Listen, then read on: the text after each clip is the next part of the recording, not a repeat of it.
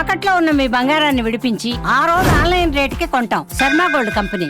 నమస్కారం, సుమన్ టీవీకి స్వాగతం. నేను మానస.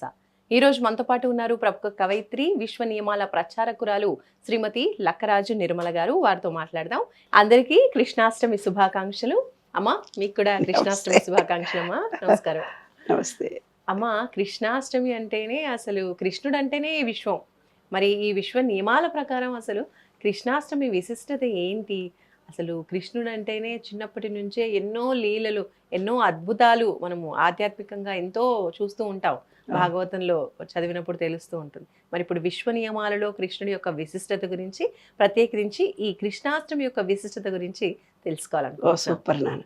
విశ్వం విష్ణు షట్కారో భూత భవ్య భవత్ ప్రభు భూతకృద్భూత భూత్పావో భూత భావన భూతాత్మ పరమాత్మ చ ముక్తానాం పరమాగతి విష్ణు సహస్రనామాల్లో ఉంది కదా నాన్న. అంటే ఈ విశ్వం మొత్తం వ్యాపించి ఉంది, మొత్తము విష్ణువే. అది దాని రహస్యం. కాబట్టి కృష్ణాష్టమి సైంటిఫిక్గా చాలా అంతరార్థాలు కలిసి ఉన్నాయి. కృష్ణాష్టమి అనేది అసలు గొప్ప, ఎన్నో రకాలుగా చెప్పొచ్చు దీన్ని. ఏంటి? Law of divine oneness. విశ్వ నియమాల్లో మొదటిది లా ఆఫ్ డివైన్ వన్నెస్, ఏకత్వ నియమము. శ్రీకృష్ణుడు భగవద్గీతలో తెలిపాడు, అహం ఆత్మా గుణాకేశ సర్వభూతాశయ స్థిత అన్నాడు. అంటే నేను అన్ని ప్రాణుల హృదయాల్లో ఉన్న ఆత్మను. ఇది ఏకత్వాన్ని, అన్ని జీవుల మధ్య ఉన్న అంతర్గత అనుసంధాన్ని తెలియచేస్తుంది. కృష్ణాష్టమి అనేది భగవంతుడు సమస్త ప్రాణుల్లో ఉన్నాడని గుర్తు చేసుకునే రోజు, అన్ని జీవాల్లో ఉన్నానని గుర్తు చేసుకునే రోజు. తర్వాత law of cause and effect. Law of cause and effect అంటే కర్మ నియమము. కృష్ణుని జీవితం సాక్షిగా మనకు అన్నీ తెలుసు. ఎక్కడైతే ధర్మం ఉంటుందో ఆయన అక్కడ ఉంటాడు, ఎక్కడైతే అధర్మం ఉంటుందో అక్కడ ఆయన శిక్షిస్తాడు. కర్మణ్యేవాధికారస్తే కదా, ఈ నియమాన్ని పాటిస్తుంది. Law of attraction. ఆయన ఎంతోమంది ఆడవాళ్ళని అంటే మగవాళ్ళని అందరినీ ఆకర్షించాడు. ఆకర్షణ నియమం. శ్రీకృష్ణుడు చిన్నప్పటి నుంచి ఎవరైనా భక్తితో కృష్ణ అంటే చాలు కరిగిపోతాడు. ఆయన ప్రేమతో కృష్ణయ్య అంటే చాలు మన దగ్గరకు వచ్చేస్తాడు. ఈ విధంగా మనం కూడా శుద్ధమైన సంకల్పంతో విశ్వశక్తిని మనం ఆకర్షించవచ్చు. అలా అంటే ఏ రూపంలోనైనా ఆకర్షించవచ్చు. కృష్ణాష్టమి అనేది లా ఆఫ్ అట్రాక్షన్కి సంబంధించింది. లా ఆఫ్ వైబ్రేషన్ అంటే స్పందన. అంటే ఏంటి? వేణువును ఊదేవాడు. ఆ వేణువును ఊతే ఎంతోమంది అలా మైమరపించి అలా వచ్చేసి ఆయన చుట్టూ కూర్చునేవాళ్ళు, వినేవాళ్ళు. అంటే ప్రేమ, ఆనందము, శాంతి తరంగాలను ఉత్కృష్టంగా భూమిపైకి ప్రసరించే రోజు అన్నమాట ఈరోజు కృష్ణాష్టమి అంటే. లా ఆఫ్ రిథమ్ అంటే ఏమిటి? బాల్యము, యవ్వనము, వార్ధక్యము, 3 దశలు వస్తాయి కదా. రిథమ్ అంటే మన జీవితం అంతా ఒక లయగా వస్తుంది. అంటే పగలైపోయి రాత్రి అవుతుంది, రాత్రి అయిపోయి పగలవుతుంది. యవ్వనము, బాల్యము, యవ్వనము, వార్ధక్యము ఎలా తిరుగుతూ పోతుంటుందో ఆ జీవిత చక్రాన్ని చూపించే ఘట్టము కృష్ణుడు. లా ఆఫ్ పొలారిటీ, ద్వంద్వ నియమము అంటే ఏంది?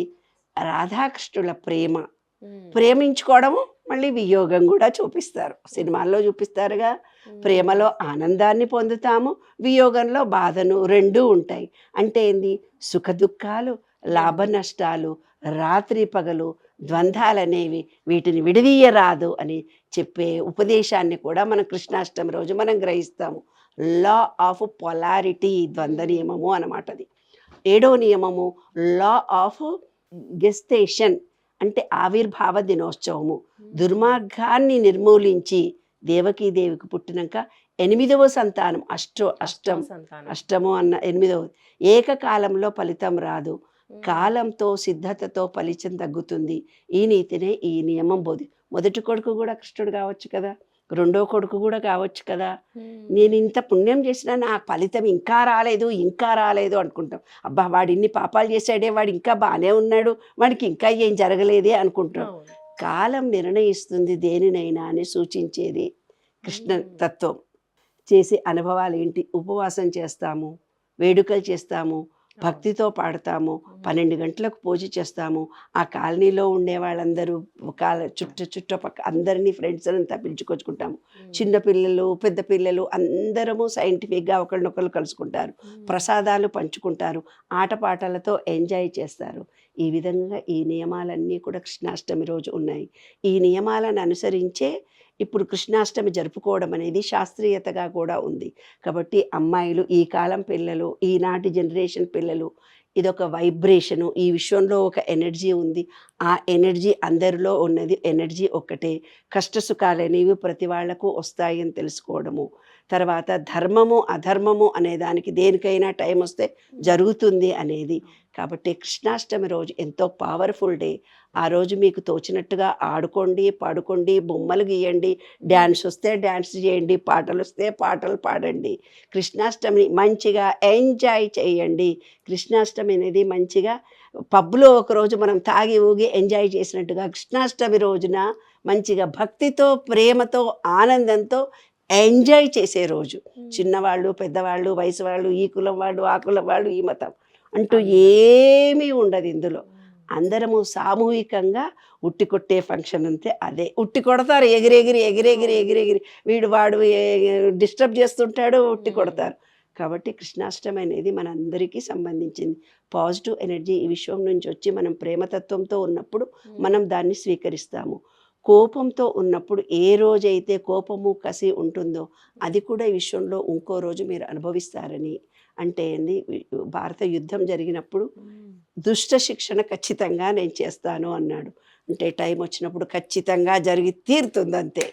అంటే నీవు ఏ మాటని విశ్వంలో ప్రేమ ఇస్తే ప్రేమనే రిసీవ్ చేసుకుంటావు. ఏదైతే నెగటివిటీ థింకింగ్తో 24 గంటలు ప్రతి వాళ్ళని విమర్శిస్తూ, ప్రతి వాళ్ళని తిడుతూ, ప్రతి వాళ్ళని కామెంట్ చేస్తూ నేనే గొప్పవా, ఆమె కంటే గొప్పదాన్ని నేను, మనం మాట్లాడుతుంటేనే నీ అవి చీర ఉందా, నాకు ఇంకా గొప్ప చీర ఉంది, మీ ఆయన ఇంకే ఇచ్చేసా, నాకు ఇంకో, మాకు పొలాలు ఉన్నాయి, మాకంటే ఎక్కువ పొలాలు ఉన్నాయి. ఇవన్నీ నిన్నెవరో మా పనమ్మాయి వచ్చి చెప్తుంది, నాకు 2 ఎకరాల పొలం ఉందమ్మా అంటే, 2 ఎకరాలు అంటే 10 కోట్లకు 1 ఎకరం అమ్మా అందది. 10 కోట్లకు 1 ఎకరము. మళ్ళీ ఆమె ఇంట్లో నాకు పని మనిషిగా పనిచేస్తుంది. నీవు నాకంటే ఎక్కువ రిచ్ అనుకున్నా. ఒకరోజు కూరగాయలు కొనుక్కోవడానికి ఈ కొంగర కలాన్ నుంచి దారిలో వస్తున్నాను. కూరగాయలన్నీ అమ్ముతుంది ఒక ఆవిడ. అమ్ముతుంటే ఆవిడ చెప్తుంది, అమ్మ కూరగాయలు ఎట్లా అంటే, నేను ఇట్లా రాఘవుల పంతులు బిడ్డని అని నేను అన్నాను. అంటే ఆవిడ అంటుంది, ఏమీ పొలాలు ఉన్నాయా, ఎక్కడి నుంచో. ఎందుకమ్మా, ఊరికాడనేమో, ఊర్లోనేమో 4 ఎకరాలు ఉంది, 10 కోట్లకు 1 ఎకరము, ఈడ ఉన్నది 12 కోట్లకు 1 ఎకరము. ఇప్పుడు మా పొలంలో పండినవే నేను అమ్ముతున్నా. మా ఆయన కలెక్టర్ ఆఫీసులో పనిచేస్తాడు, ఆయనకు పెన్షన్ కూడా వస్తుంది, నాకు 6 పిల్లలు ఉన్నారమ్మా అని చెప్తుంది. కాబట్టి ఇవాళ ఈ విశ్వంలో మనం ప్రేమ ఇస్తే ప్రేమ వస్తుంది, ఏమి విశ్వానికి ఇస్తే అదే మనకు వస్తుంది. కాబట్టి ఎవరూ లేదనే భావనతో ఉండకూడదు. అన్నీ ఇచ్చే విశ్వాన్ని మనము ఎప్పుడైతే నమ్ముకొని మన కృష్ణుడికి సర్వం శ్రీ కృష్ణార్పణమస్తు అంటామో అప్పుడు వాళ్లకు ఏ రకమైన కష్టాలు ఉండవు. ఇప్పుడు అత్తమామలకు చేసి పెడతారు, తల్లిదండ్రికి చేసి పెడతారు, ఇంకో చోట చేసి పెట్టే వాళ్ళందరినీ ఏమంటారు, కృష్ణార్పణం అనమంటారు.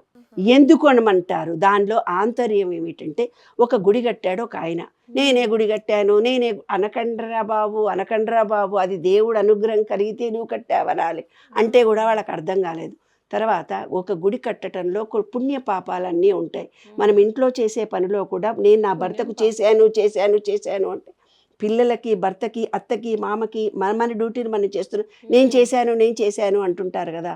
అందులో పాపం కూడా నీకు వస్తుంది. నా డ్యూటీ నేను చేశాను, కృష్ణుడు నాకు ఇచ్చిన ధర్మాన్ని నేను చేశాను అంటే మీకు ఎవరికి పాపం అంటది, అంతర్యం అదే. అందుకే అన్నం పెట్టినప్పుడు కూడా మనం ఎన్నో బ్యాడ్ ఫీలింగ్స్తో వంటలు చేసినప్పుడు దేవుని ముందర పెట్టి సర్వం శ్రీ కృష్ణార్పణమస్తు అంటాం. పూజ మొత్తం చేస్తాము, మన మనసు ఎక్కడికో పోతుంది, ఎన్నో పోయేదా అనుకుంటాము, ఎన్నో నెగిటివ్ భావాలు కూడా పూజ చేసే టైం సర్వం శ్రీ కృష్ణార్పణమస్తు అనుకున్నావనుకో, అందులో ఉండే పాపం ఆయన తీసేసుకుంటాడు, నీ దగ్గరికి రాదు. కాబట్టి ఆంతర్యం ఏమిటి అంటే, కృష్ణ అంటే మనలో ఉన్నటువంటి బ్యాడ్ను ఆయన తీసేసుకొని మనకు పూర్తిగా ఇస్తాడు. కాబట్టి సైంటిఫిక్గా ఏంటి నాన్న, ఈ విశ్వం అనే దాంట్లో సర్వం శ్రీ కృష్ణార్పణమస్తు అంటే మన పాపాలన్నీ తొలగిపోతాయి, మనకు పుణ్యమే వస్తుంది. మనం చేసే ఏ పనినా డ్యూటీగా చేయాలి అనేది నేను ఎప్పుడూ ఎన్నోసార్లు చెప్పాను, ఇది మరోసారి చెప్తున్నాను. సర్వం శ్రీ కృష్ణార్పణమస్తు అనండి.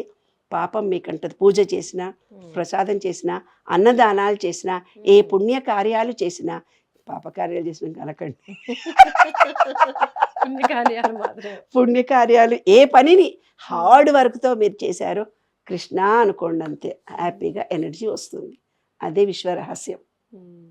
రైట్ అమ్మా, ధన్యవాదాలు. మరొకసారి అందరికీ కృష్ణాష్టమి శుభాకాంక్షలు తెలియజేస్తూ నమస్కారం.